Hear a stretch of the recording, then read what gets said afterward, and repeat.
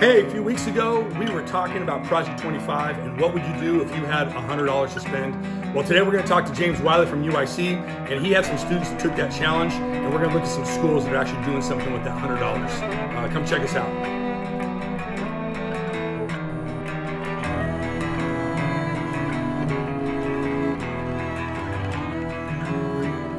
Hey, welcome to the UYC show. We're so excited that you stopped by today. We are totally stoked about this episode. We've got some staff interviews we're doing, and today in the studio we have James. How you doing, man? Well, I'm good. Man, so glad you're here with us today. Yeah, man. Yeah. How about this? How about tell us like how long you've been with UYC, and then maybe like how it went with your family coming on to UYC with us. Like, just give us a little brief rundown with that. So I've been on staff with UYC for 7 years now. Prior to being on staff, I volunteered for 5 years. So I had like a 5-year job interview with UYC. Finally came on staff in 2013. I'm on staff in the Southeast San Diego area, so I oversee about 9 campus Bible clubs, and it's been a whole lot of fun. Sweet. And why do you have on a mask? Oh, well, it's COVID-19, and like I always try to advertise, this is our UYC masking. If you need some masks, UYC's got them for you. See, I'm feeling some type of way, though, because it wasn't on when you first started. Oh, no, it's not because breath stink, or? Breath is good. Everything's good. I mean, we're just trying to stay clean during the season. Because I ain't got the Rona. I ain't got the virus. So, and for those of you that do, we're not making fun of it. Like, it is serious, and we'll be praying for you guys for sure. But it's a real thing. So anyway, we're just glad that you came in here and you're to interview with us. I got a question for you. Yes, sir. I know that you went from being a student to being a staff member. Can you tell me just in a brief way how those kind of steps, like FCA, like, kind of mention some of that? Yeah, so I began with FCA actually my senior year in high school. I gave my life to Christ in 11th grade, and then I found out a year later that there was an FCA club, really small club. The principal at Kearney Mesa High School, Mesa Ellard, he was my advisor for the FCA club. Small club, so did that my senior year, but then once I graduated, I got involved with Young Life. There's a guy on my street, on my block, who was doing Young Life at the time, invited us to be a volunteer. Became a volunteer, that was in 2000. I became a volunteer for Young Life. You're old, man. Oh, yeah, man.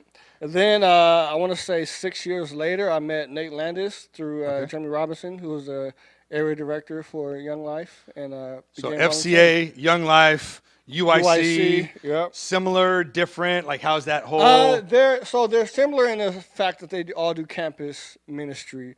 They're all different in their approach. Okay. Young Life is more of highly relational. Having leaders connect with kids. UYC is more so let's bridge the gap between the churches and the schools. Okay. Let's bring the youth pastor on campus and try to make that connection. Somebody else kind of doing the work. Exactly. So they're different in that aspect, but they both do really good, solid ministry, and I've seen lives change through both organizations. It's good partnerships. Like at UIC, like we're the C in UIC is collaboration. Like we're the Urban Youth Collaborative, so we can't do it by ourselves. Yeah. And like it would be foolish for anybody to think they can do it by themselves. I mean, we got millions of people in the city. Yeah. We've got hundreds of churches that need to get involved. So we just want to invite you to come be a part of the movement. Yeah. We're trying to help connect churches to schools and be able to get the message of Jesus Christ out to campuses and let students lead the way. And so, well, cool. Thanks for that, man. How about this? Do you have a life verse, anything like that? I see you got like a tat on your arm that's got got like the gospel message. Yeah. Give me a life verse. What's something that like motivates you? My life verse, since I got my life to Christ, has been Philippians 1:6. Says, "He who has begun a good work in you will continue until the day of Christ." And that I don't know why that became my life verse early in my faith, but at Lincoln High School in 11th grade is when that became my life verse. Not knowing that years later, God would bring me back full circle to doing youth ministry on that campus. So when that happened, looking in hindsight, I can see why God led me to like really like that verse. So yeah, that's my life verse. That's cool, solid, man, solid. So now you're working with UYC. Yep. You mentioned 9 schools. Can you name those 9 schools in 3 seconds? Yeah. Mark said go. So we got Gompers High, Gompers Middle, Lincoln High School. Time. Tuesdays, What are the other schools you got? So we have Lincoln High School on Tuesdays and Thursdays. We have O'Farrell High School, O'Farrell Middle School. we have Bell Middle School, we have Millennial Tech Middle School, and Knox Middle School. Wow, that's a mouthful. That's a lot of schools. Yeah. A lot of students at a lot of schools.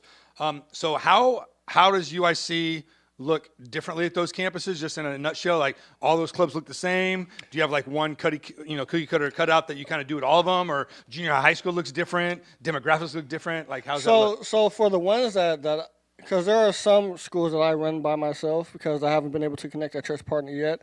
But we're looking for church partners. So you want to connect to one of those schools? Southeast San Diego. We got you. Yeah. All right. So those tend to look more so the same. But the churches or the schools I do have a church partner at, they all look different. All look very different. Okay. Like O'Farrell Middle School, for instance, we have a really cool group of 2 youth pastors from Bayview Church, right up the street. And they come in, they do games outside right in front of the classroom and get the kids engaged. Then they come in and they rock a lesson out, do pizza kind of at the end. So that's really fun for the kids. Cool. We have 2 Lincoln clubs with 2 different pastors. And both they have their own little flavor. Each one's got its own little what you bring to the table. Yeah, they all look very different based on the pastor or the youth pastor style of ministry. Well, let's move to Project 25. Like this segment's about interviewing student directors that are directing students towards Project 25. In a nutshell, why is Project 25 important? And then we're going to jump into like your schools that are participating. So what's it mean to you just in a sentence or two? Project 25 is important because it teaches students how to serve and get outside of themselves for a second. Okay.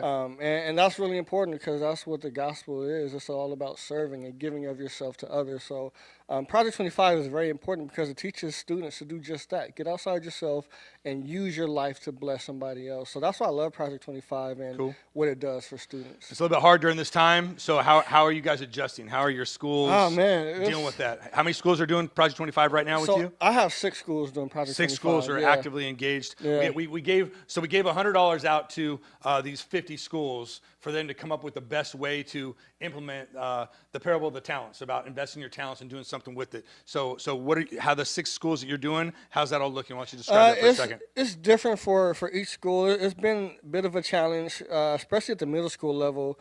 It's really hard to get in touch with the middle school kids.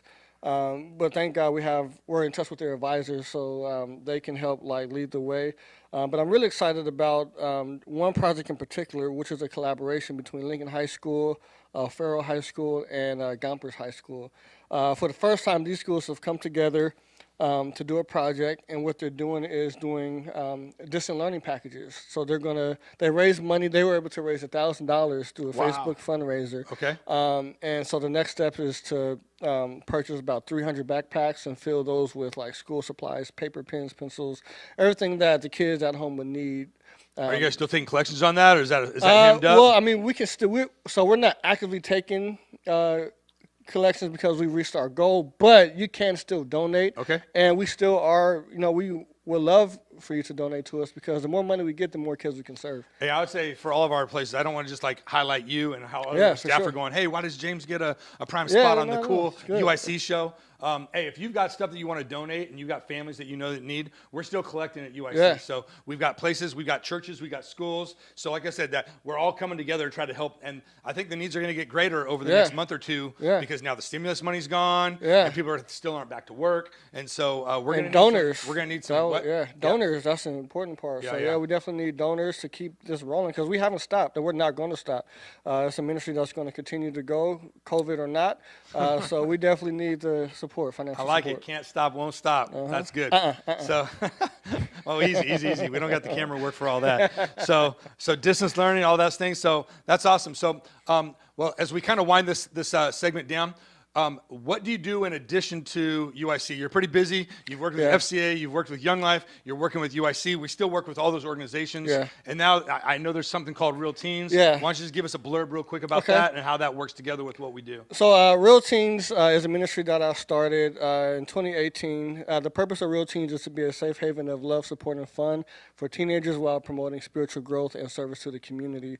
The overall goal of Real Teens is to build a teen center and to run ministry through a teen center in Southeast San Diego. So it really complements both UYC, both Young Life, and any other ministry, because most of the ministries I've been involved with, they do campus ministry.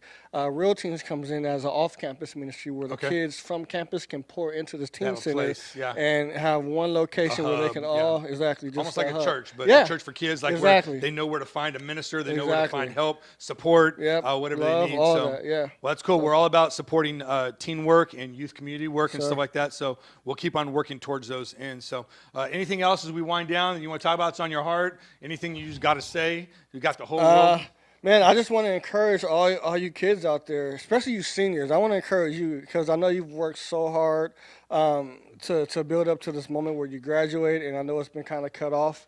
And so I just want to encourage you to stay strong. Don't give up. We see you. We got you. We love you. We're in your corner, and we're looking forward to what God's going to do in your life in the future. This is going to work out for something bigger and better for you. So keep going. Stay motivated, and UYC got your back. That's good. Hey, I'm not going to make promises on behalf of James, but I would venture to say that once this whole separation thing is lifted, I know there's a lot of seniors out there that didn't get prom, didn't get grad night, didn't get a diploma, didn't get a chance to walk. And I got to believe that we're going to have some churches that are going to try to provide something. So once we can all emerge from our hovels, we'll probably have some churches doing some events. Yeah, for sure. Maybe if it's like a fake grad night, a fake prom. Like what if we put something on, had some churches do some stuff, and let everybody come and do a prom somewhere, just so that you guys don't lose all those experiences. So we are praying for you. We know it's hard.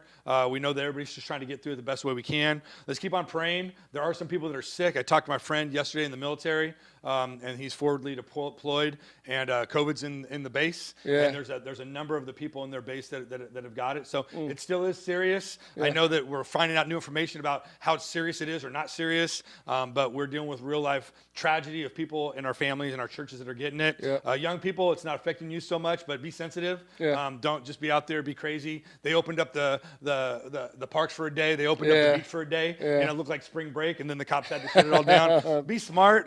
Don't post stuff on social media that you guys are all going to the beach together, because politicians are watching that too. So if you want to get back to the beach, play it low key, be stealthy, and we'll get back to normal as soon as we can. Yeah? Absolutely. So anyway, for me and James, for the UIC show, we just want to say thanks for stopping by. We're happy that you guys were able to be here for a couple of minutes. However you connect with us, do. So whether that's commenting, subscribing, ringing the bell. Hey, you can even call us, text us, email us, check our website, do all that stuff. Our website's uic.org. If you want to email us, you can email us at the podcast at uic.org. So anyway, I just want to say thank you. Yeah, my pleasure. My pleasure. Thank you so much for coming. Yeah. And sorry about the mask. Don't do it again. God bless you guys. See you next week.